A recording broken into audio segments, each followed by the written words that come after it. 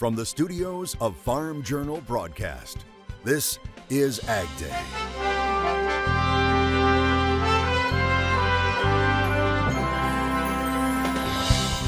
We head to Louisiana, where the state's farmers are cooking up an impressive rice crop. When we have clear days and we're pumping water, then typically we see higher rice yields. As this year's yield debate rages on, just a couple of days before USDA's latest big report. You lose a bushel or two off these beans, this balance sheet's going to get to essentially next to nothing without a revision. We also get an update on just how big of an impact ongoing drought is having in the heartland right now on AgDay. AgDay, presented by Pioneer. What's next happens when blood, sweat, and tears meet rain, wind, and sun. Pioneer. What's next happens here.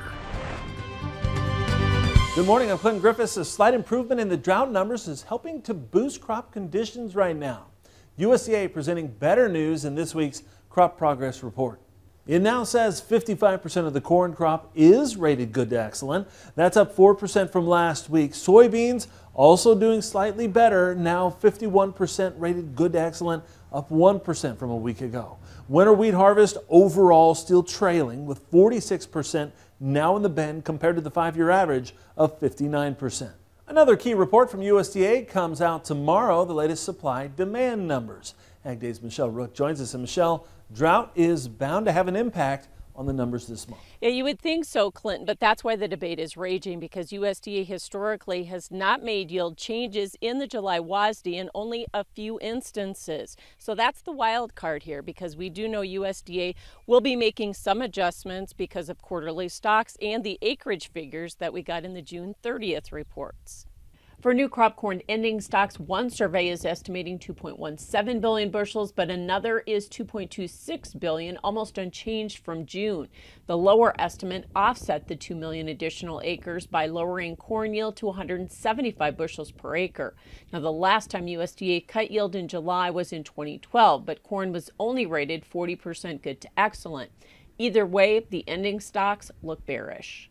USDA does not have a tendency, or has not had a tendency in recent years, to make July yield adjustments. That doesn't mean that they couldn't do it, though. I mean, I think personally some sort of downward revision would be warranted given the drought monitor, given the drought conditions, given the crop ratings. It's really tough to swallow the idea of a trendline yield in corn at this point. Soybean ending stocks estimates are around 200 million bushels, with the cut of 4 million acres, a bushel lower yield at 51, and a 4.2 billion bushel production estimate. Some analysts argue USDA may not adjust yield, but either way, the market is looking at a nearly 150 million bushel drop in carryover from last month. You lose a bushel or two off these beans, this balance sheet's going to get to essentially next to nothing without essentially, finding a way to essentially peel off demand. So this bean market, we've kind of calmed down a little bit here, but I think, as we ramp up in the latter part of July into August, any kind of a hint that the weather is not cooperating and some of that heat dryness we saw earlier in the summer, this bean market could explode, because there just is zero room for error. And the production estimate on all wheat is slightly higher at 1.68 billion bushels, with hard red winter wheat at 529 million and soft red at 407. Now, this will be the first estimate on spring wheat, which is at 477 million and above last year by 31 million. New crop ending stocks are pegged at 569 million for wheat, up 7 million from June. I'm Michelle Rook reporting for AgDay. The Northeast is dealing with huge amounts of rain and deadly flash floods just north of New York City. Parts of the Hudson Valley saw once-in-a-millennium levels of rain. At West Point, intense rain recorded there totaled more than 7.5 inches in 6 hours. That's according to preliminary data from NOAA. In Highland Falls, New York, a woman was reportedly swept away by raging floodwaters and drowned while trying to evacuate from her home with her dog. The slow-moving storm impacting New England starting yesterday, with heavy downpours and possible flash flooding in the forecast for parts of Connecticut, New York, Massachusetts, New Hampshire, Vermont, and Maine. Officials say the storm has already caused tens of millions of dollars in damage. Meteorologist Matt Engelbrecht joins us now. And Matt, that storm continues to impact parts of New England. Yeah, looking at the flooding in general this past weekend, but also what could come into portions of the Northeast. This isn't just general thunderstorm type showers. We're talking hurricane type moisture, or tropical storm type moisture wrapping up and moving in and across the Northeast. And unfortunately, we're going to return to the potential for more rain by Thursday and Friday. Now for our Tuesday, start to see the yellow get back in here, which is what we want to see. Again, we don't want a lot of rain in a short amount of time. Rather, we want a good amount of rain spread out over a big location and also over a decent amount of time. But we get to about 15 to 40% of some flooding potential into Illinois, where we certainly need that rainfall, where that drought continues to shine, and also into Wisconsin, Missouri, and a little bit into Indiana as well. Now we'll talk more about that coming up in just a little bit. Want to show you this. Here's a look at, southwest North Dakota. Dean sending this one in, and a great looking corn crop in southwest North Dakota. Dean sharing this photo, adding it's the nicest corn they have ever had on their farm for this time of year. Let's hope the weather continues to cooperate for that crop. I'll have more on your forecast coming up. Thanks, Matt. An investigation is underway after an explosion at an ethanol plant in central South Dakota. As you can see from these photos, the Ringneck Energy Plant in Oneida suffered major structural damage. No one was injured, but there were 6 employees working on site at the time. One official saying the explosion happened on the ethanol production side of the plant and that it will be out of operation for quite some time. But a spokesperson with Ringneck believes there was no major equipment damage. Ethanol is starting once again to take center stage on the presidential campaign trail as candidates make tracks in Iowa.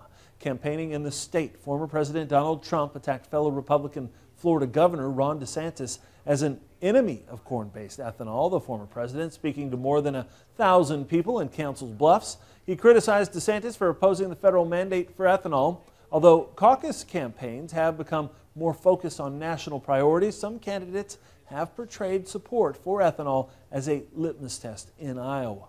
Very simply, DeSantis sided with the communists in China. I sided with the farmers in America. Does that sound good? Now, DeSantis' press secretary, in response, said the former president's remarks aren't the first and likely won't be the last, quote, distorting the governor's record. Now, it's worth noting Senator Ted Cruz won the state's 2016 GOP caucuses despite opposing the mandate. Last month, the EPA under the Biden administration cut biofuel blending levels for 2024 and 2025, but the numbers still represent an increase over previous years, including during the Trump administration.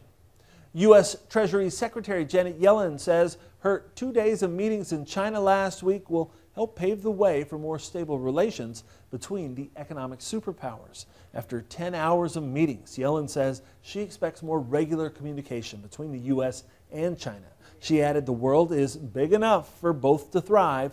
In Beijing, Yellen said she had direct and productive talks with China's economic leadership, including the new party chief of China's central bank. This was an opportunity for a new team in Beijing, a new economic team, to meet with us and for us to establish a desire and willingness to work together. I feel confident that we will have more frequent and regular communication and that there will be benefits that come from that. Yellen also defended targeted measures on trade that China's leaders complained are aimed at hurting its fledgling tech industries. USDA rolling out a new program to service farmers that feel they were discriminated against. The initiative is for those who say the discrimination happened before January 1st of 2021 or those still dealing with debt from discriminatory USDA farm loans. The department says applications are open until October 31st, adding there's more than $2 billion available for this program and individual payouts are capped at $500,000. Ag Secretary Tom Vilsack says the program, called 22007, is open for applications and USDA is ready to work with producers. Working with cooperator groups so we can ensure that the word gets out to all those who believe they've been discriminated against at USDA in farm loans and farm activities to be able to make sure that they do get the information necessary for the application. USDA also warning of some scams going around, adding that applying for this aid program does not require an attorney. Soybeans start the week with a surge. So what's behind the latest price increase? We'll talk about that next in Markets Now. And later, sun and warm weather has the rice crop in Louisiana racing toward maturity. We'll stop in as harvest gets ready to roll in the country. Ag Day is brought to you by EndZone from Farm Shop MFG, which allows you to rehydrate your soybeans from 10 to 13%. On a 20,000 bushel bin, that's an extra semi-load added to your bottom line. Order your EndZone fan control now for as low as $2,900 while supplies last.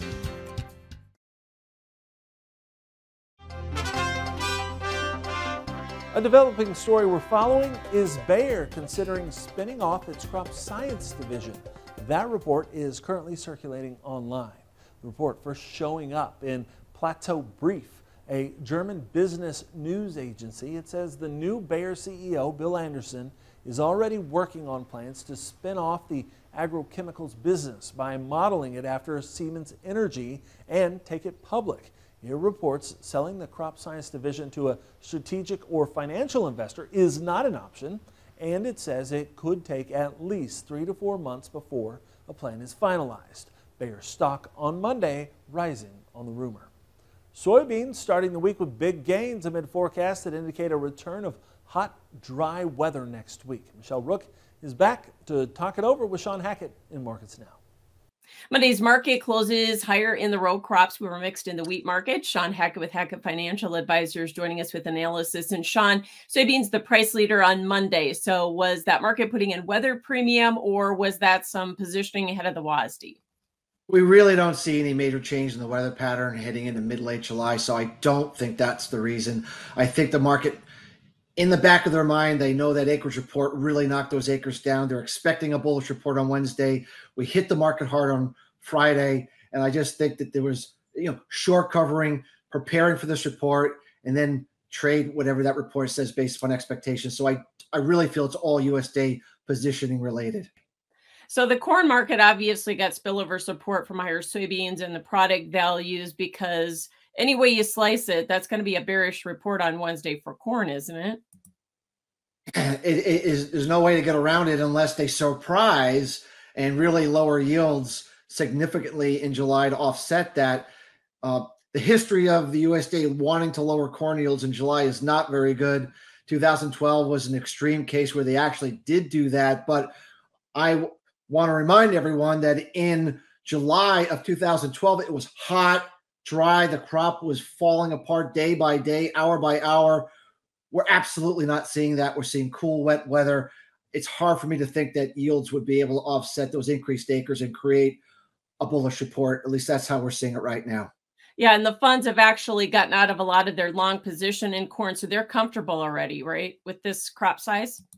They are comfortable. Their view is the worst case scenario is off the table. The history says the worst case scenario is off the table. So now what we're trying to do is micromanage, how far below trend is it going to be? Is it 175? Right. Is it 178? Is it 172? But that's a lot different than, is this going to be down 20% in yields from trend like we saw in 2012?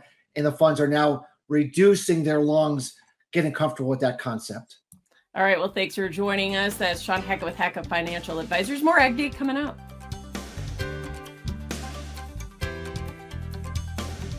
Your next piece of equipment is on MachineryPete.com. Search equipment from dealerships across the country to find what you're looking for. Only on MachineryPete.com.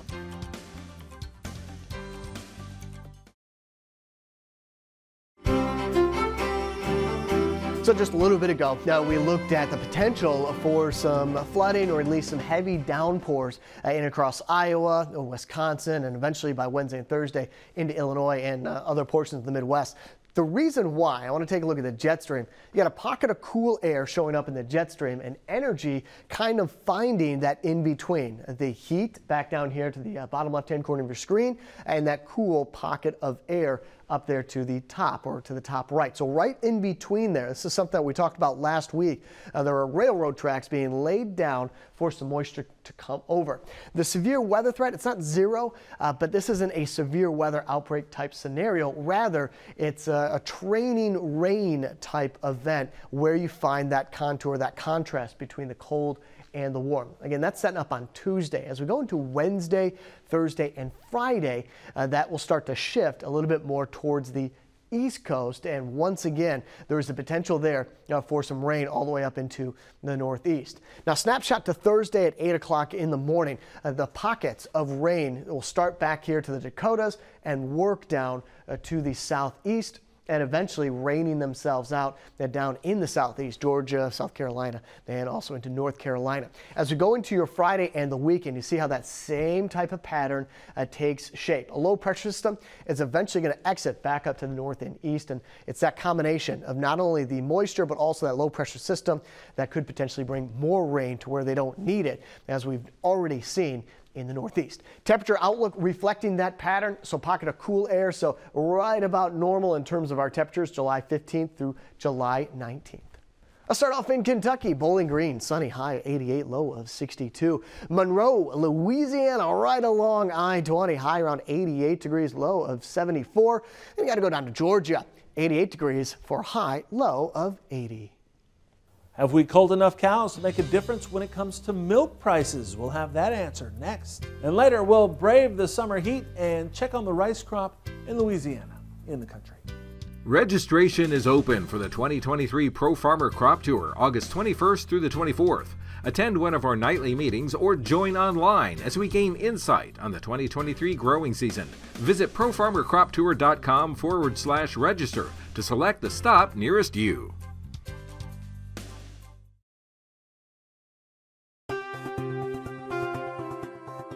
Lower milk prices and higher beef prices enticing many farmers to cull more dairy cows, but isn't making a dent in things. Sharina Sharp, an analyst with the Daily Dairy Report, says the markets are all but shouting at dairy producers to rein in milk production, and high beef prices are continuing to amplify that message.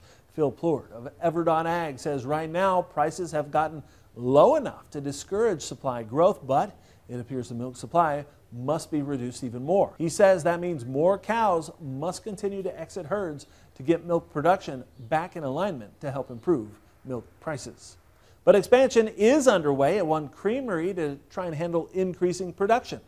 Bongards Creameries in Perham, Minnesota, recently announced a $125 million expansion project. Now, it's expected to increase the plant's capacity to take in 5.5 million pounds of milk per day. That's an increase of 30%. Bongards is a leading national cheese and whey manufacturer. The co-op's dairy farmers are based in Minnesota and North Dakota. The work expected to be completed by June of 2025. Warm summer weather is pushing southern crops toward maturity. We're off to Louisiana to check on the rice crop as combines get ready to roll.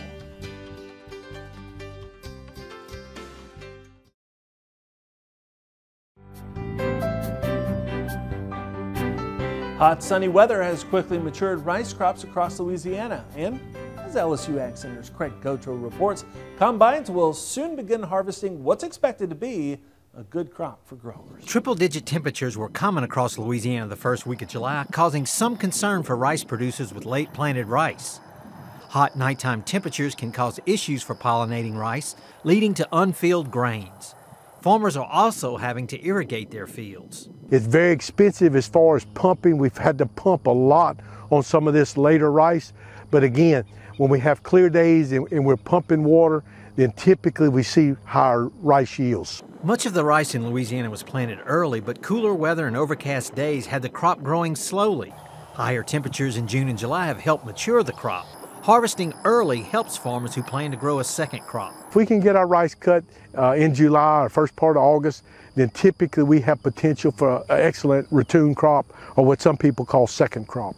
Adam Famoso runs the rice breeding program for the LSU Ag Center. He and his team are working on varieties that farmers and consumers want. One area of focus is specialty aromatic types. Make people aware that we have locally grown much more sustainably produced options of jasmine rice grown right here. I think a lot of people don't realize in the United States that we have jasmine varieties that are produced locally and sustainably. Work is also being done to recapture markets in Latin America where a less sticky rice is preferred. What the Latin Americans generally want is something that's non-sticky. So their kind of golden test is they'll cook rice, they'll put it in a little cup, flip it over, and when they take the cup off, they want it all to fall down. Formosa said the variety Addie Joe may be the variety to help meet the needs of Latin Americans.